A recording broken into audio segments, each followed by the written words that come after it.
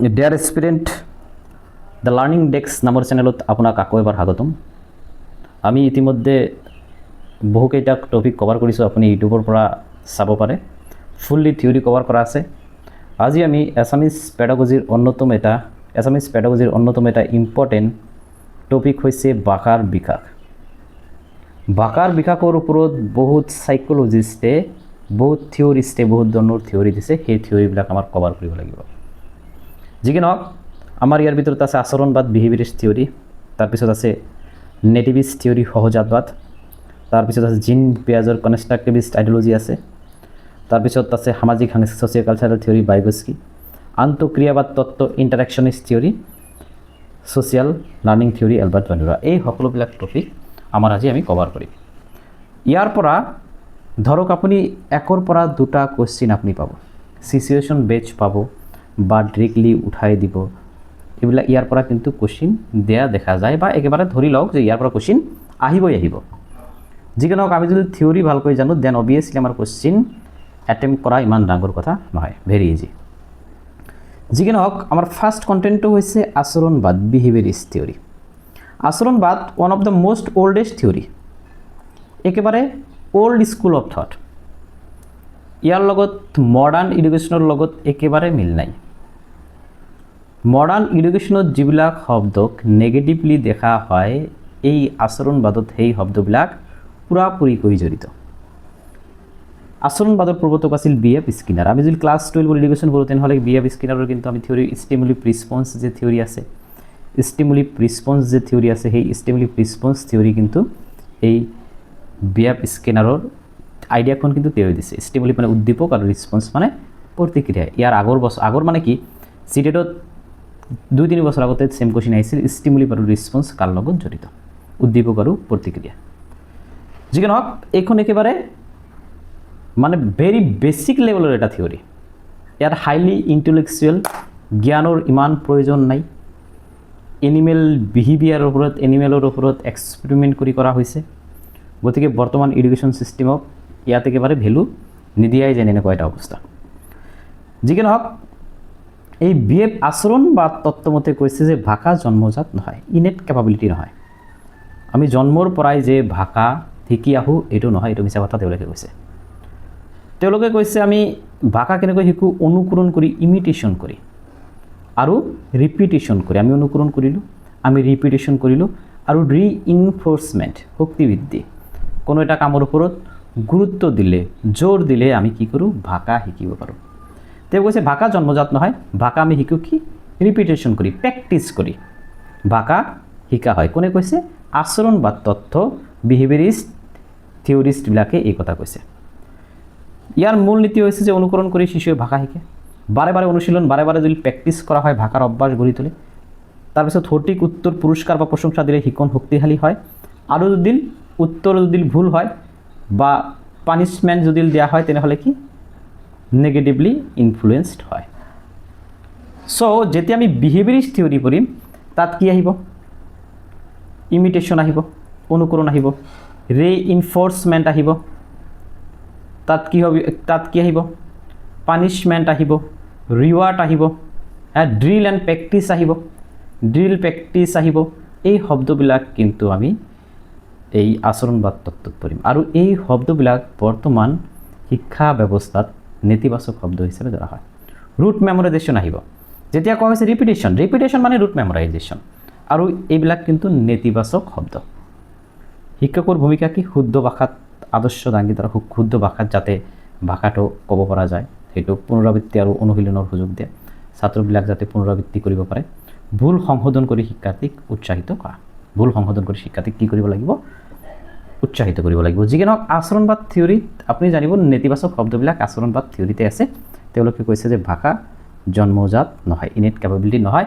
শিশু এটা জন্মগ্ৰহণ কৰি ভাষা শিকি নাহে, সমাজত আহি ৰুট মেমৰাইজেশ্যন, ইয়াৰ লগতে ভাষা শিকে। ড্ৰিল আহিব, ৰুট মেমৰাইজেশ্যন আহিব, শুদ্ধ উচ্চাৰণ অনুশীলন আহিব, এইবিলাকেই আহিব। এতিয়া চাওক সীমাবদ্ধতা কি, ইয়াত ক্ৰিয়েটিভিটিৰ কোনো মানে চিহ্নই নাই। ক্ৰিয়েটিভিটি নামৰ কোনো মানে বস্তুই নাই যে শিশু এটাই কিবা এটা ক্ৰিয়েট কৰিব। মানে তেওঁলোকৰ আচলতে আমি ভাষাৰ থিয়ৰি পঢ়ি আছোঁ, কিন্তু আপুনি যদি অভাৰঅল থিয়ৰি পঢ়ে, ক্ৰিয়েটিভিটি কোনো বস্তুই নাই। এনিমেল বিহেভিয়াৰৰ ওপৰত তেওঁলোকে ফ'কাছ কৰিছে।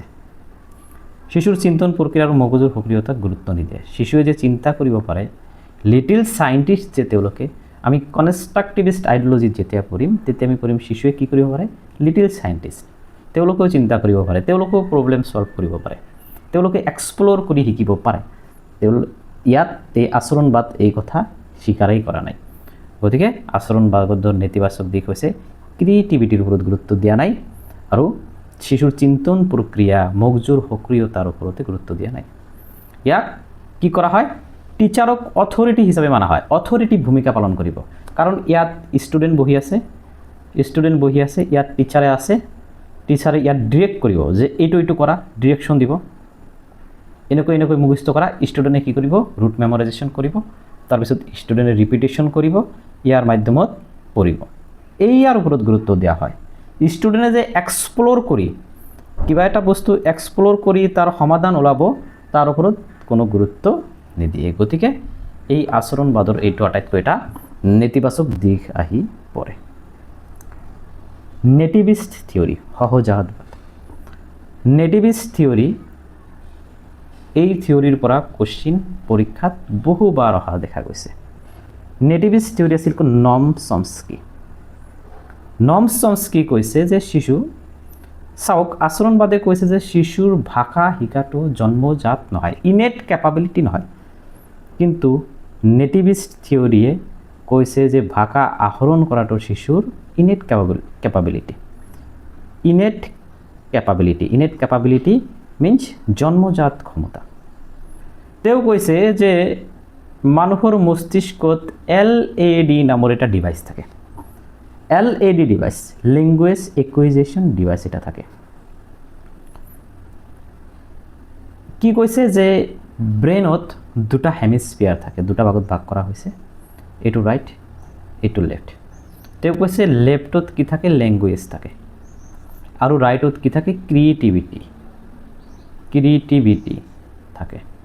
এইটো কিন্তু ফিজিকেল নহয়, হাইপোথেটিকেল ধৰি লোৱা হৈছে। কাৰ? সহজাতবাদ তত্ত্ব, নেটিভিষ্ট থিয়ৰী, নম চমস্কিৰ। নম চমস্কি কৈছে যে ইউনিভাৰ্চেল গ্ৰামাৰৰ কিন্তু থিয়ৰী তেওঁ দিছে। ইউনিভাৰ্চেল গ্ৰামাৰ মানে প্ৰত্যেক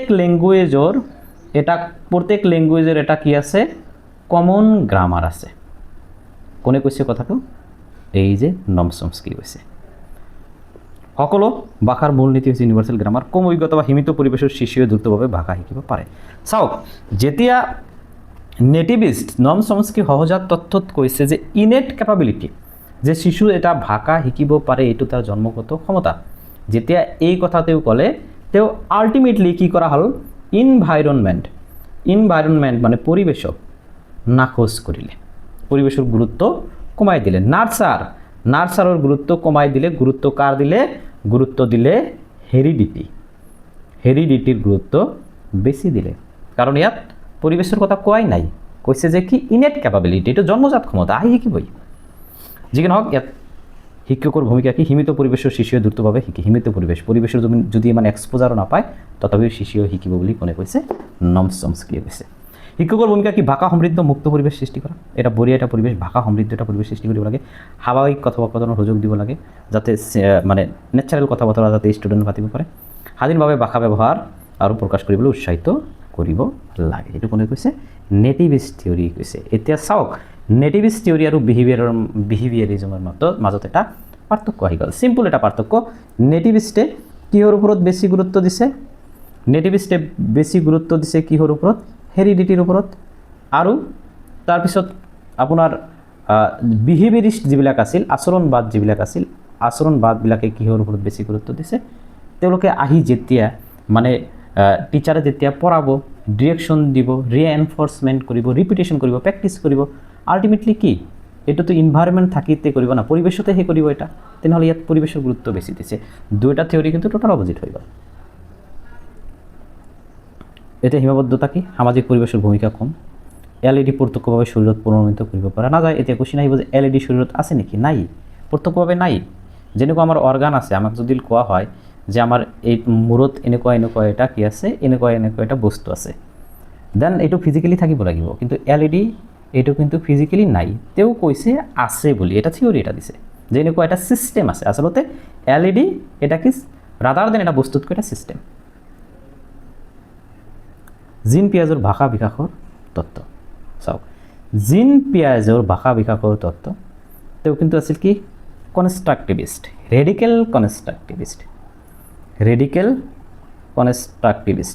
কনষ্ট্ৰাকটিভিষ্ট মানে কি তেওঁ কৈছে যে বাচ্চা এটা শিশু এটা হ'ল লিটিল সাইণ্টিষ্ট মানে তেওঁ সোসাইটিত থাকি সোসাইটি এক্সপ্লোৰ কৰি হ্যান্ড অন এক্টিভিটিৰ দ্বাৰা বস্তু লাৰ্ণ কৰিব তেওঁ ৰুট মেমৰাইজেশ্যন নকৰে তেওঁ মিনিংফুল বস্তু আহৰণ কৰিব সোসাইটিত থাকিব লাৰ্ণ কৰিব শিকিব নিজে শিকিব কাৰো সহায় নোলোৱাকৈ সহায় লোৱাটো পিয়াজৰ যিখন থিয়ৰি আছে তেওঁ কৈছে যে নিজে শিকিব ৰাদাৰ দেন কাৰো সহায় লোৱাকৈ ইয়াত কিন্তু পিয়াজে ডিৰেক্টলি নিজে শিকাৰ ওপৰত গুৰুত্ব আৰোপ কৰিছে কগনিটিভ ডেভেলপমেণ্ট তেওঁ সংজ্ঞানাত্মক বিকাশ জ্ঞানৰ বিকাশৰ ওপৰত তেওঁ থিয়ৰি দিছে তেওঁৰ থিয়ৰিত এতিয়া তেওঁ কিন্তু লেংগুৱেজৰ গুৰুত্ব মানে লেংগুৱেজ আৰু ডেভেলপমেণ্ট পিয়াজে কৈছে যে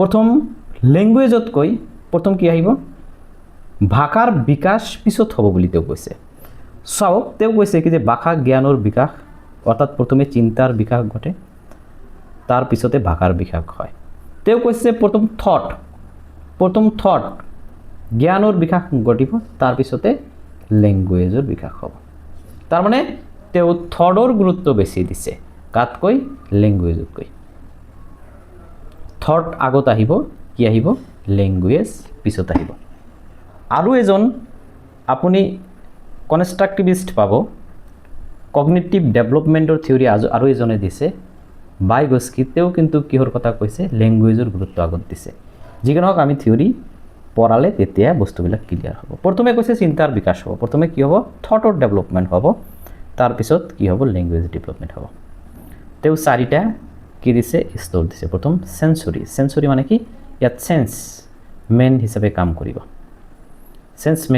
কৰিব সেই সময়ত লেংগুৱেজৰ ইমান ডেভেলপমেণ্ট নহ'ব কি কৰিব তেওঁলোকে বেবলিং কৰিব কুইং কৰিব বেবলিং কুইং 0 পৰা 2 ইয়াৰ্ছলৈকে থাকিব এই সময়তে কি হ'ব ওৱান ৱাৰ্ড ষ্টেজ ডেভেলপ হ'ব তাৰপিছত প্ৰি অপাৰেশ্যনেল পিৰিয়ড যিখন আহিব 2 পৰা 7 এই সময় আটাইতকৈ সেন্সিটিভ পিৰিয়ড মানে এই সময় আটাইতকৈ কি সেন্সিটিভ সংবেদনশীল সময় বুলি কোৱা হয় কিহৰ কাৰণে লেংগুৱেজ ডেভেলপমেণ্টৰ কাৰণে কাৰণ এই পাৰ্টিকুলাৰ সময়ত লেংগুৱেজ ডেভেলপমেণ্ট আটাইতকৈ বেছি হ'ব যিকি নহওক শব্দ ভাণ্ডাৰ দূৰত্ব হ'ব 2 পৰা 7 বছৰ তেওঁলোকে ইগোচেন্ট্ৰিক স্পিচৰ কথা এটা কৈছে কিন্তু তাৰমানে আমি যেতিয়া বাইগস্কি পঢ়িম বাইগস্কি কৈছে যে 2 পৰা 7 বছৰৰ শিশুৱে নিজক পৰিচালিত কৰাৰ কাৰণে তেওঁলোকে কিছুমান শব্দ ব্যৱহাৰ কৰে মানে যিবিলাক শব্দ তেওঁলোকে কয় সাউন্ড কয় কিন্তু সাউন্ড কাৰো লগত কমিউনিকেট নকৰে নিজক পৰিচালিত কৰাৰ কাৰণে শব্দ ব্যৱহাৰ কৰে এই তাক কোৱা হৈছে তাক পিয়াজে কি কৈছে ইগোচেন্ট্ৰিক স্পিচ বুলি কৈছে তেওঁ কৈছে যে ইগোচেন্ট্ৰিক স্পিচ কি ভ্যালুলেছ ইয়াৰ কোনো কাম নাই যেতিয়া আমি কম্পেয়াৰ কৰিম তেতিয়া ভালকৈ বস্তুবিলাক বুজিব ইগোচেন্ট্ৰিক স্পিচ কি ভ্যালুলেছ শিশু যেতিয়া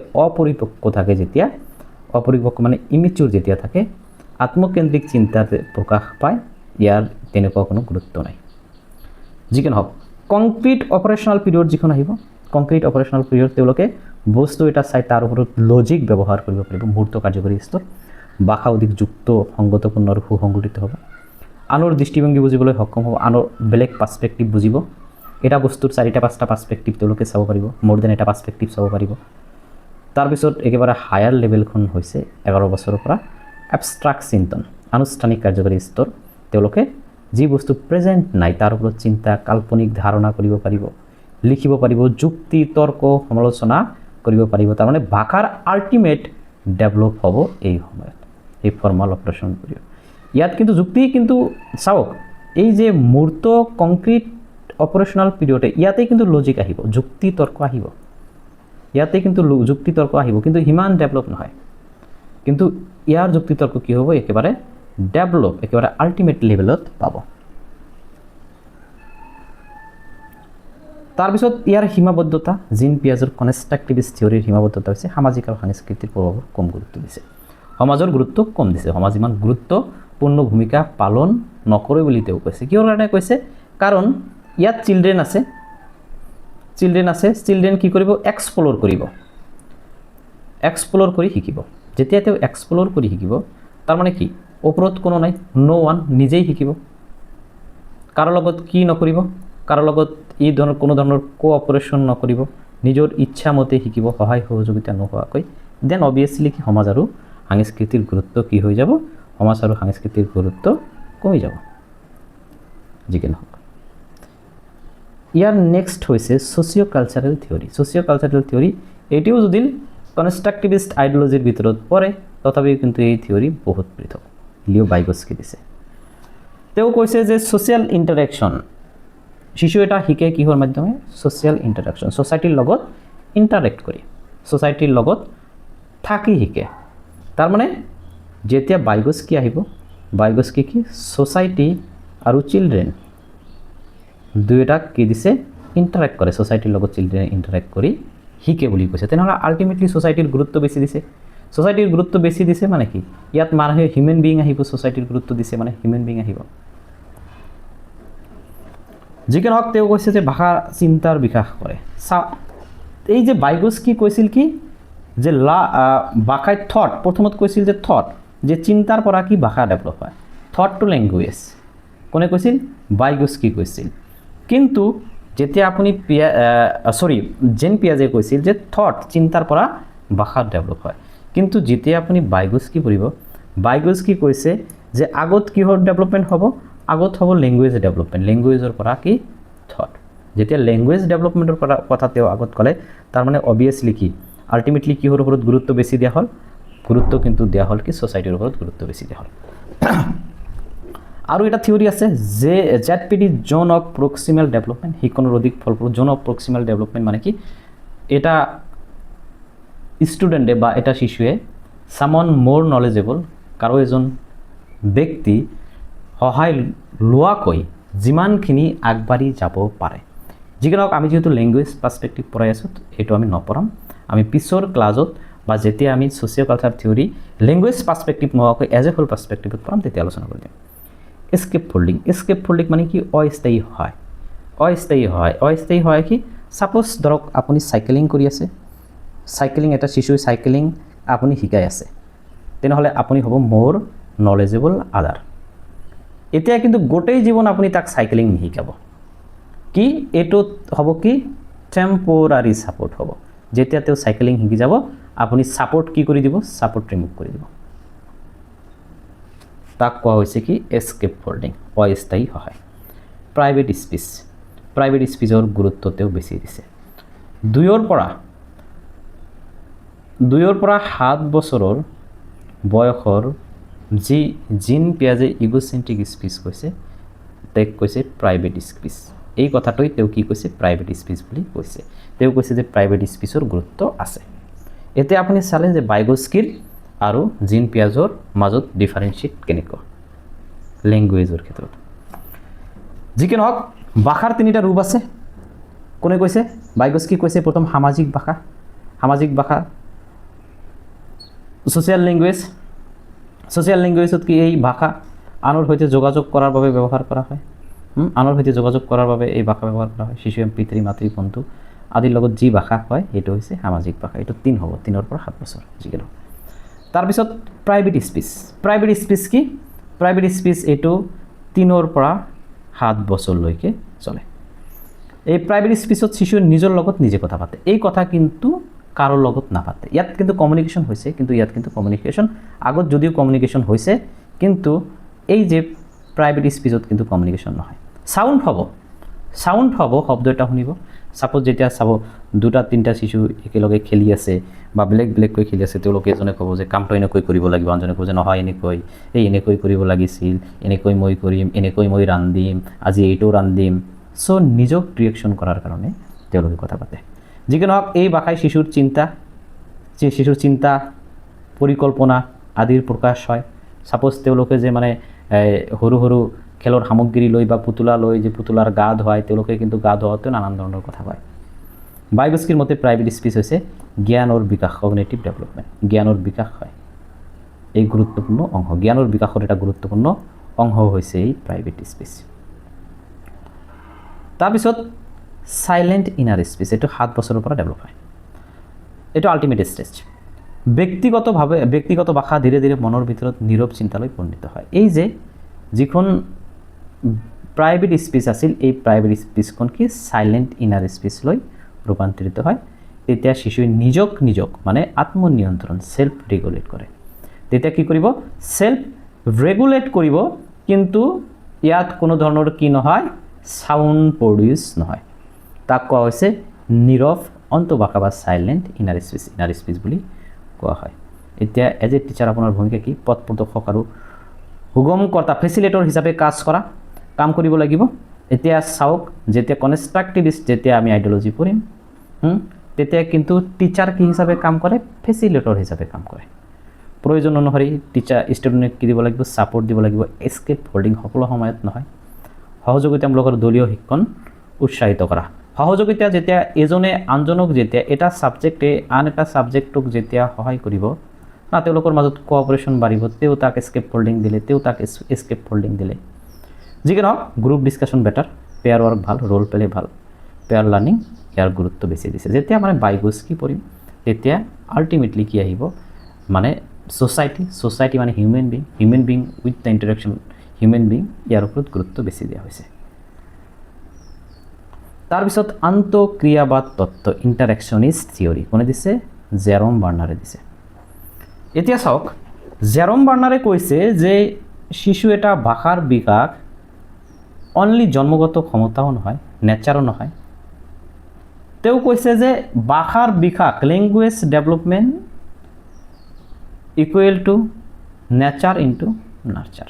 তাৰমানে হেৰিডিটিৰ পৰা তেওঁ কি পালে আৰু ইনভাইৰনমেণ্ট কি পালে, তাৰ গুণনফলেই হৈছে ভাষাৰ বিকাশ।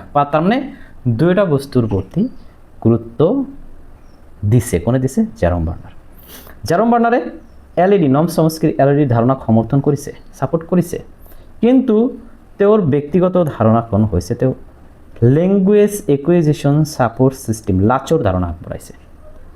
লাচৰ ধাৰণা কি, লেংগুৱেজ একুইজিশ্যন, লেংগুৱেজ একুয়াৰ কৰাৰ কাৰণে ছাপোৰ্ট ছিষ্টেম যিখন আছে, সেই ছাপোৰ্ট ছিষ্টেমত কোনে কোনে অন্তৰ্ভুক্ত থাকিব জানিব লাগিব। তেওঁ কৈছে যে এই যে লাচৰ ভিতৰত লেংগুৱেজ একুইজিশ্যন ছাপোৰ্ট ছিষ্টেমৰ ভিতৰত পিতৃ মাতৃ থাকিব, পৰিয়াল থাকিব, শিক্ষক, বিদ্যালয়। তাৰমানে যাৰ লগত ছাবজেক্ট এটা, যাৰ লগত চাইল্ড এটা মানে ইণ্টাৰেক্ট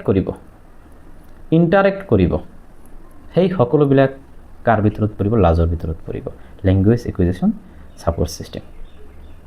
এই ক্ষেত্ৰত শিক্ষকৰ ভূমিকা কি হ'ব, এই ক্ষেত্ৰত শিক্ষকৰ ভূমিকা হ'ব ভাষা সমৃদ্ধ শিক্ষণ পৰিৱেশ আৰু অৰ্থপূৰ্ণ যোগাযোগ সৃষ্টি কৰা, যাতে মানে চিনি কথাটো কি হয়, মানে ৰিচ এটা ইনভাইৰনমেণ্ট থাকে, সকলো ভাষা কোৱাৰ যাতে সকলো ষ্টুডেণ্ট যি বেকগ্ৰাউণ্ডৰ পৰা আহিছে তাত সেইবিলাকে যাতে এক্সপ'জাৰ পায়।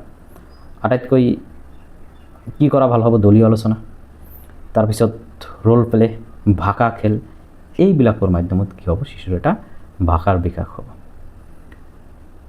যিকি নহওক, ইয়াৰ পিছৰ থিয়ৰী আছে যে সামাজিক শিক্ষণ তত্ত্ব, এইটো বুজিছে এলবাৰ্ট বেণ্ডোৰা দিছে। এলবাৰ্ট বেণ্ডোৰাৰ সামাজিক শিক্ষণ তত্ত্ব, ইয়াত কি কৈছে চাওক। তেওঁ কৈছে যে সামাজিক শিক্ষণ তত্ত্ব অনুসৰি শিশুৱে কেনেকৈ শিকে, অবজাৰভেশ্যন কৰে। প্ৰথমত কি কৰিব, অবজাৰ্ভ কৰিব কোনো এটা বস্তু, তাৰপিছত ইমিটেশ্যন কৰিব, অনুকৰণ কৰিব, তাৰপিছত কৰিব কি, মডেলিং, অনুসৰণ কৰিব। ছাপ'জ আমি এটা মুভি চালোঁ, মুভিখন চাই আমি কি কৰিলোঁ, মুভিখন প্ৰথমত অবজাৰ্ভ কৰিম আমি, তাৰপিছত কি কৰিম, ছাপ'জ কোনো এটা এক্টৰৰ মানে ষ্টাইল এটা ভাল লাগিছে, তেনেহ'লে আমি কি কৰিম, সেইটো আমি ইমিটেশ্যন কৰিম, সেইটো আমি কি কৰিম, নকল কৰিম। তেনেকুৱা মানে বেয়াৰ্ড ষ্টাইলটো, তেনেকুৱা মানে কাপোৰ পিন্ধাৰ তেনেকুৱা ষ্টাইলবিলাক আমি কি কপি কৰিবলৈ চেষ্টা কৰিম, কপি কৰিম। আগত পৰ্যবেক্ষণ লাগিব, তাৰপিছত অনুকৰণ, তাৰপিছত কি, আদৰ্শ অনুসৰণ, মডেলিং কৰিম। আৰু মডেলিং যেতিয়া মানুহে এপ্ৰিচিয়েট কৰিব জানা, বহুত ভাল কৰি আছা, তেনেহ'লে আমি কি কৰিম, অনুপ্ৰাণিত হ'ম। আৰু যদি মানুহে যদি বেয়াকৈ ট্ৰল কৰি দিয়ে, তেনেহ'লে আমি বাদ দিম। তো সামাজিক শিক্ষণ তত্ত্ব যিখন আছে এলবাৰ্ট বেণ্ডোৰা, ইয়াৰ ওপৰতে মেইনলি ফ'কাছ কৰিছে। বেণ্ডৰৰ মতে শিক্ষণ কেৱল প্ৰত্যক্ষ অভিজ্ঞতাৰ ফল নহয়, প্ৰত্যক্ষ অভিজ্ঞতা নহয় এনেকৈ নহয় যে ছ'চাইটিত আমি এক্সপ্ল'ৰ কৰি আমি শিকিব পাৰিম, নহয়। আনৰ আচৰণ লক্ষ্য কৰিও আমি শিকোঁ। আটাইতকৈ সৰু ল'ৰা ছোৱালীবিলাক বেছি শিকে। আপুনি যিমান শিকাবলৈ চাওক নাচাওক, কিন্তু তেওঁলোকে ফেমিলিত থাকি ফেমিলিৰ মানুহবিলাকক অনুকৰণ কৰিব, তাৰ পৰাই তেওঁলোকে শিকিব যে তাৰ আচাৰ ব্যৱহাৰ কেনেকুৱা। ছাপ'জ বাচ্চা এটা পূৰা তেনেকুৱা ধৰণৰ ভাষা ব্যৱহাৰ কৰি আছে, এতিয়া যদি আপুনি পূৰা একেবাৰে পেনিক হৈ যায় যে এই ভাষা ক'ৰ পৰা শিকিলে, ছ'চাইটিৰ পৰা শিকিছে, নহ'লে ফেমিলিৰ পৰা শিকিছে, বাহিৰৰ পৰা শিকিছে। অবজাৰভেশ্যন লাৰ্ণিঙৰ 4টা পৰ্যায় আছে। অবজাৰভেশ্যন লাৰ্ণিং এলবাৰ্ট বেণ্ডৰাৰ কি দিছে? 4টা পৰ্যায় দিছে। প্ৰথম কি? অ্যাটেনশন, মনোযোগ। প্রথম আমি মনোযোগ দিম। আদর্শ ব্যক্তির ভাষা আর আচরণ লক্ষ্য করা। প্রথম আমি কি দিম? মনোযোগ দিম, অ্যাটেনশন দিম। তাৰপিছত রিটেনশন, মনত রাখিম। দেখা বা শুনা ভাষা স্মৃতিক জমা রাখা, আমি মনত রাখিম। দেন আমি কি? রিপ্রোডাকশন, পুনরাবৃত্তি করিম। মনত রাখি আমি কি কৰিম? সেইবিলাক ৰিপ্ৰডিউস কৰিম, আমি আকৌ কৰিম, কৰিবলৈ চেষ্টা কৰিম, পুনৰ প্ৰকাশ কৰিম আমি সেইবিলাক বস্তু। তাৰপিছত আমি কি ক'ম? মোটিভেশন, অনুপ্রেরণ হম। প্রশংসা পালে ভাষা ব্যবহারত উৎসাহিত পাওয়া, আর যদি প্রশংসা যদি পাওয়া হয় তেনেহ'লে ভাষা ব্যবহারত কি উৎসাহিত পাওয়া। সাপোজ এতিয়া আপুনি ধৰক যে আপুনি কোনো এটা পাৰ্টিকুলাৰ এটা মানে এক্টৰত আপুনি কি কৰিব? মিমিক্ৰি কৰিব। এতিয়া প্ৰথমত আপুনি কি দিব? মনোযোগ দিব, এটেনশ্যন দিব। তাৰপৰা শিকি মনোযোগ দিব লাগিব। মনোযোগ যে টন কেনেকুৱা, ভাষা এইটো ভাষা ক'লে তাৰ মানে ইটো মানে টনটো কেনেকুৱা হৈ যায়, সাউণ্ড প্ৰডিউচ ক'ৰ পৰা কৰি আছে। তাৰপিছত আমাৰ সেইটো কি ৰাখিব লাগিব? মনত ৰাখিব লাগিব। তাৰপিছত আমি কি কৰিব লাগিব? ৰিপিটেশ্যন কৰিব লাগিব। মনত ৰাখি আমাৰ ৰিপিটেশ্যন কৰিব লাগিব, ৰিপ্ৰডাকশ্যন কৰিব লাগিব, পুনৰ প্ৰকাশ কৰিব লাগিব। তাৰপিছত যেতিয়া মানুহে ক'ব যে বা বঢ়িয়া কৰি আছা দেই, সুন্দৰ হৈ আছে, দেন আমি কি কৰিম? মটিভেট হ'ম। এইটো সামাজিক শিক্ষণ তত্ত্ব কোনে দিছে? এলবাৰ্ট বেণ্ডৰাই দিছে। যিকি নহওক, আমি কনষ্ট্ৰাকটিভিষ্ট থিয়ৰীৰ গঠনবাদ তত্ত্বৰ ভাষা বিকাশ কি কৈছে চাওক। আমি জিন পিয়াছ আৰু বাইগস্কি পঢ়িছোঁ, কিন্তু লাষ্টলি আমি এইখিনি কৰি আমি কি কৰিম? কনক্লুজন কৰিম। জিন পিয়াজে কৈছে কনষ্ট্ৰাকটিভিষ্ট তত্ত্ব। এতিয়া গঠনবাদ তত্ত্বৰ মতে টিচাৰ হৈছে কি? ফেচিলেটৰ। ফেচিলেটৰ মানে কি? টিচাৰ কি কৰিব? ষ্টুডেণ্ট মানে টিচিং লাৰ্ণিং প্ৰচেছত ষ্টুডেণ্ট কি থাকিব? ষ্টুডেণ্ট চেণ্ট্ৰিক এপ্ৰ'চত শিকাব লাগিব। টিচাৰ অথৰিটিভ ভূমিকা পালন নকৰিব। ষ্টুডেণ্টক কি দিব লাগিব? যথেষ্ট এক্সপ'জাৰ দিব লাগিব, তেওঁলোকে যাতে ভাষা ডেভেলপমেণ্ট বা যিকোনো ডেভেলপমেণ্টৰ কাৰণে কাম কৰিব পাৰে। গঠনবাদ তথ্য অনুযায়ী ভাষা কেৱল শুনি বা মুখস্থ কৰি নহয়, শিশুৱে নিজৰ অভিজ্ঞতা, চিন্তা আৰু অনুসন্ধানৰ ভাষা নিজেই গঢ়ি তোলে। ইয়াত শিশুৱে চিন্তা কৰিব, শিশুৰ অভিজ্ঞতা জড়িত হৈ আছে, আৰু শিশুৰ অনুসন্ধানৰ দ্বাৰা ভাষাৰ ডেভেলপমেণ্ট হ'ব। আৰু এই গঠনবাদ তত্ত্বৰ মেইন দুটা প্ৰপাগেটেড আছিল, জিন পিয়াছ আৰু বাইগস্কি। তেওঁলোকৰ মাজত চাওক কি কি ডিফাৰেণ্ট আছে। তেওঁলোকৰ মাজৰ পৰা কুৱেশ্যন আহিব। জিন পিয়াছ বাইগস্কি আপুনি নহ'লে ডিৰেক্ট পেডাগজিৰ পৰা পাব, নহ'লে আপুনি লেংগুৱেজৰ ইংলিছ বা এছামিজ যিকোনো লেংগুৱেজৰ পেডাগজিৰ পৰা জিন পিয়াছ আৰু বাইগস্কি এনেকুৱা কোনো এক্সামেই হোৱা নাই চিটেট যে জিন পিয়াছ আৰু বাইগস্কিৰ পৰা কুৱেশ্যন নাহে। পিয়াজে কৈছে যে প্ৰথমে চিন্তা, তাৰপিছত ভাষা, থট আগত আহিব, থট ফাৰ্ষ্ট দেন লেংগুৱেজ। পিয়াজে ব্যক্তিগত অভিজ্ঞতাৰ জৰিয়তে ভাষাৰ গঠন হয়। ব্যক্তিগত অভিজ্ঞতা তেওঁ কৈছে, ডেভেলপমেণ্টৰ গুৰুত্বও কিন্তু তেওঁ বেছি দিছে।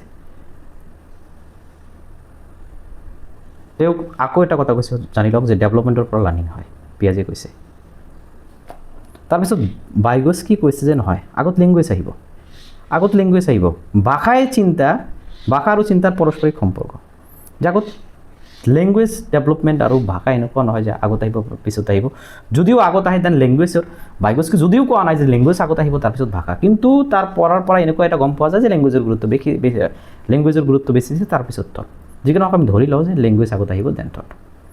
সামাজিক পাৰস্পৰিক ক্ৰিয়া MKOৰ সহায়তে গঠন কৰা হয়। সামাজিক পাৰস্পৰিক ক্ৰিয়াৰ MKO মোৰ নলেজেবল আধাৰ যিকোনো এজন ব্যক্তিয়ে হ'ব পাৰে। ছাপ'জ মই এটা বস্তু পাৰা নাই, মই জিমত গৈছোঁ, জিম কৰি আছোঁ, মই ডাম্বেলটো কেনেকৈ উঠাব লাগে সেইটো মই ভালকৈ ধৰক মই বাইচেপৰ মাইটটোৱে মাৰিব পৰা নাই, কোনোবা এজনে শিকাই দিলে, সি 20 বছৰৰ হ'ব পাৰে, মোৰ বয়স 30 হ'ব পাৰে, কিন্তু যিজন ব্যক্তিয়ে শিকাই দিলে হি ইজ মোৰ নলেজেবল, অৰ তেওঁ হ'ব কি? মোৰ নলেজেবল আধাৰ। যিকি নহওক, ইয়াত কিছুমান পাৰ্থক্য পোৱা যায়। প্ৰাইভেট স্পীচ নিজৰ লগত কথা কয়। জিন পিয়াজে কৈছে যে প্ৰাইভেট স্পিচ হৈছে ইগোচেন্ট্ৰিক স্পিচ, এইটো 3 পৰা 7 বছৰলৈকে ইয়াৰ কোনো কামেই নাই, ভেলুলেছ বুলি কৈছে। তেওঁ কৈছে যে শিশু অপৰিপক্ক ইমেচুৰ কাৰণে তেওঁলোকে এইবিলাক কথা কয়, ইয়াৰ কোনো বিশেষ গুৰুত্ব নাই। কিন্তু বাইগস্কি কৈছে নহয়, প্ৰাইভেট স্পিচৰ বহুত গুৰুত্ব আছে, ইয়াৰ দ্বাৰা তেওঁলোকে কি কৰে, প্লানিং কৰে, চিন্তা কৰে, নিয়ন্ত্ৰণ কৰে, পৰিকল্পনা কৰে। তাৰপিছত আৰু এটা কথা কৈছে যে সামাজিক আৰু জ্ঞানী উদ্দেশ্য নাই, ইয়াৰ কোনো সামাজিক আৰু এনেকুৱা নহয়। পিয়াজে কৈছে যে তাৰ জ্ঞানৰ বহিঃপ্ৰকাশ হয়, কিন্তু বাইগস্কি কৈছে নহয়, সমস্যা সমাধানৰ কাৰণে গুৰুত্বপূৰ্ণ সঁজুলি। ছাপোজ তেওঁলোকে কি কৰি আছে, মানে পুতলালৈকে লৈ খেলিও আছে, তথাপিও তেওঁলোকে নিজক ডিৰেক্ট কৰাৰ কাৰণে, প্লানিং কৰাৰ কাৰণে, যে পুতলাটো এতিয়া গা ধুৱাব না কি কৰিব, না ভাতেই ৰান্ধিব, এনেই ৰান্ধিব, তথাপিও নিজক ডিৰেক্ট কৰাৰ কাৰণে ইয়াৰ কি আছে, গুৰুত্বপূৰ্ণ ভূমিকা আছে। সাইলেণ্ট ইনাৰ স্পিচ যিখন আছে, সাইলেণ্ট ইনাৰ স্পিচ প্ৰাইভেট স্পিচৰ পৰাই পৰৱৰ্তী 7+ সাইলেণ্ট ইনাৰ স্পিচ আহি পৰে, নীৰৱ অন্তঃভাষা। পিয়াজে কৈছে শিশু ডাঙৰ হৈ অহাৰ লগে লগে আত্মকেন্দ্ৰিক ভাষা ধীৰে ধীৰে নোহোৱা বা শেষ হৈ যায়। তাৰপিছত বাইগস্কি কৈছে প্ৰাইভেট স্পিচ ধীৰে ধীৰে লোপ নাপায়, বৰঞ্চ 7 বছৰ বয়সৰ আভ্যন্তৰীণ হৈ যায়। সাইলেণ্ট ইনাৰ স্পিচৰ কিন্তু গুৰুত্ব আছে, সাইলেণ্ট ইনাৰ স্পিচ কি নিজে নিজক ডিৰেক্ট কৰে। যিকোনো হওক, আমি আজি লেংগুৱেজৰ থিয়ৰিবিলাক কোনে কি কৈছিল, থিয়ৰিবিলাক সম্পূৰ্ণ আলোচনা কৰিলোঁ। ইয়াৰ আগৰ ক্লাছত হয়তো মোৰ নতুনকৈ আৰম্ভ কৰিছোঁ কাৰণে হয়তো ক্লাছবিলাক ইমান ভালো হোৱা নাই বা নইজ বেছি আহিছে, চ' চাগে ইয়াৰ পৰা সেই প্ৰব্লেম নাহিব। গতিকে আপোনালোকে চাই নিশ্চয়কৈ কমেণ্ট কৰিব আৰু দ্য লাৰ্ণিং ডেস্ক নামৰ ইউটিউব চেনেলখন ছাবস্ক্ৰাইব কৰিব আপডেটৰ কাৰণে। ইয়াৰ পিছত আমি কুৱেশ্যন লৈ আহিম। Thank you very much.